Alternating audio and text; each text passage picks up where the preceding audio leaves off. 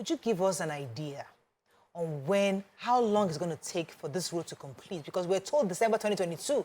They begged us now that, we have to wait to Q1. Q1 is a bit relative, or is a bit vague.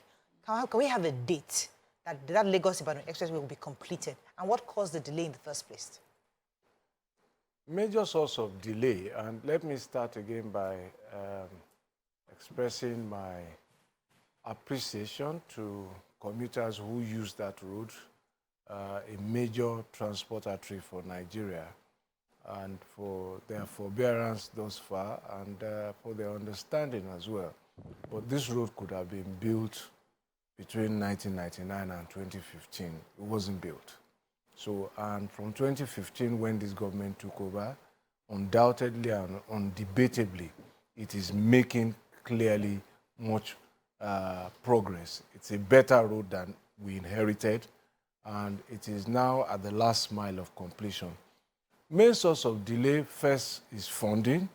You remember at one time when the road was removed from the budget completely, and I was engaged in the National Assembly until the president then inaugurated the Presidential Infrastructure Development Fund, which was essentially investing investment incomes from the Nigerian liquefied natural gas, and also funds recovered from outside Nigeria.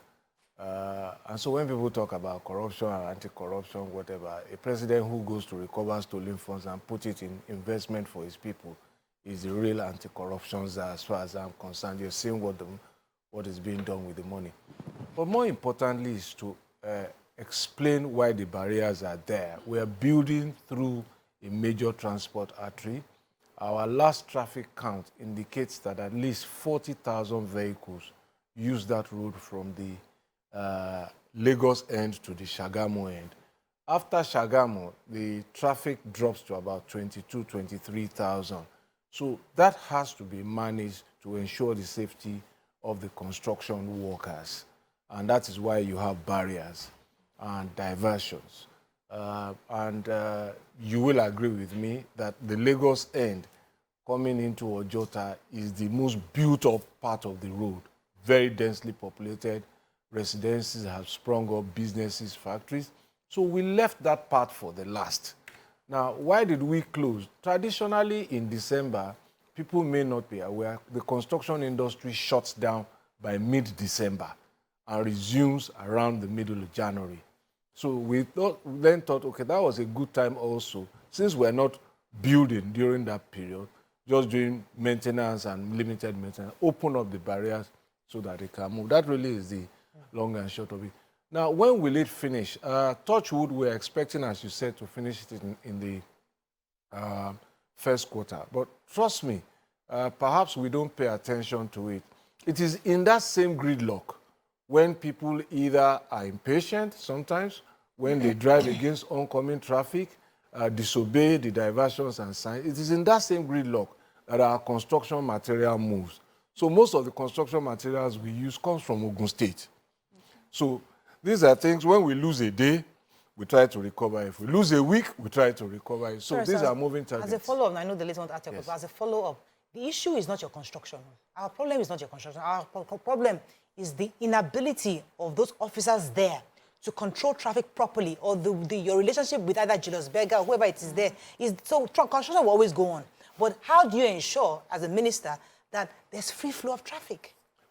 Now, you see, you cannot expect, and I think that is perhaps where we must do more advocacy. If you were driving from Shagamu towards Lagos and you were going at 100 kilometers per hour, you cannot expect that when you get to the construction zone, you'll be driving at the same speed. So people must understand that there will be some slowdown. And it is in that slowdown that how we behave becomes very, very important. And that is really what causes the lockdown. Impatience sometimes also vehicles just break down. Sometimes, and so this is the responsibility of the Federal Road Safety Corps, who have statutory responsibility for law enforcement. And one of the things I've said publicly is that the time has come really to begin to enforce compliance with road safety law, especially to ensure first that only properly certified drivers are on the road. A lot of people driving who shouldn't be driving. So that's part of the gridlock and behavior and impatience and all of that. But this will go clearly in a matter of a few months. So as a follow-up, sir, just to see if this could help, would it have helped if they were moving building materials at night, at hours where traffic was a bit slower? Or, you know, could they even have used lights to light up the area and work at odd hours to ease all of this at all? have been done at some point or the other. But if you understand construction, there are certain things you can't do at night in construction. So yes, you can move the materials at night in some places, but there are some things you just can't do at night. There are some things that can be done at night. So, and we've tried all of these options, and each one has, none of it is free of its challenges, and we're doing the best we can in the circumstances. Even also, you might not be aware of it, and I don't think the public wants to know this. The public just wants to know when it's going to be done. So prices of construction materials have moved.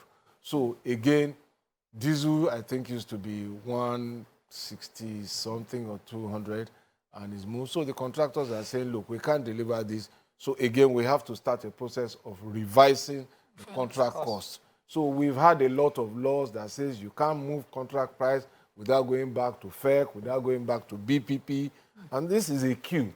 So sometimes when you hear me complain about our procurement laws and how it has slowed down the development of the country, these are some of the things. But hey, the reason why we have this job is to get it done. Yes. So still on the Lagos-Ibadan Expressway, we commend the work that's going on, but as we had already mentioned, there are some human interest issues that come up. And one of the things that have been major, especially around construction areas, is security. Because of the gridlock and, you know, people, some unscrupulous people will take advantage. And I would just like to know, now that the barriers have been put back in place, the traffic is back, what would we be doing, what would your ministry be doing differently in collaboration with the other agencies to make sure that in 2023, passengers, commuters do not go through those security issues that we had last year? I like the in collaboration part because it clearly underlies your knowledge and appreciation of the fact that I am not in charge of the security. And there have been initiatives in the past, and not only on this route, but across other routes too. And we also are aware that subnational governments, state governments, are also mobilizing support and resources. If you follow the conversation towards the end of Christmas, Lagos, Ogun, and Oyo, through the Amotekun and related law enforcement corps, mobilized there. One government, I think it was said, they were even deploying some level of technology to monitor, provide surveillance. So all of this is work being done to ensure that ultimate safety of all the commuters who use the road.